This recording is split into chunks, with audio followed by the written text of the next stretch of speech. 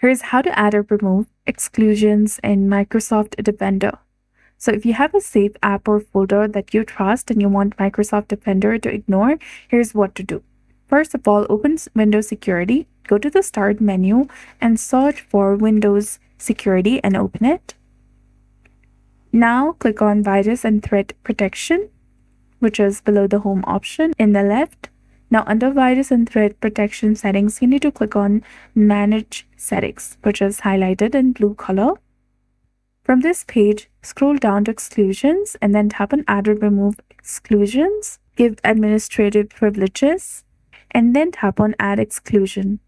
Here you'll get few options of file, folder, file type, and process. To add a file exclusion, tap on File, and then find and select the file that you want to exclude.